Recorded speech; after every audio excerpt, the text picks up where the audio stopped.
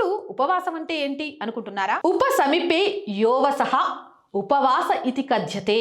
అంటే ఇతర ఆలోచనలు వ్యాపకాలు లేకుండా కేవలం భగవంతుని సన్నిధిలో రోజంతా గడపడమే ఉపవాసం. అసలు ఉపవాసం ఎందుకు చేయాలి? భారతీయ సంస్కృతిలోను ధార్మిక విధి విధానాలలోనూ ఉపవాసానికి ప్రత్యేక ప్రాధాన్యత ఉంది. జీర్ణకోశంలో నాడీ సముదాయాలుంటాయి. మనం పీల్చుకునే శ్వాస 72,000 వాయునాళికల ద్వారా లోపలికి ప్రవేశిస్తుంది. అతి సూక్ష్మమైన వాయువు మాత్రమే ప్రవహించే ధూమవర్ణపు నాళికలవి.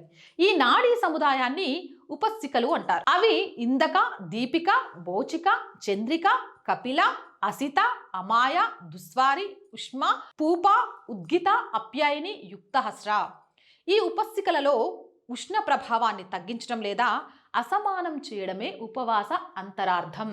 ఏకాదశి తిథి నాడు మధ్యాహ్నం ఉపవాసంతో దైవారాధన, రాత్రి భగవన్నామ స్మరణతో జాగరణ చేసిన వారికి ఏకాదశి వ్రతఫలం దక్కుతుందని శాస్త్రం.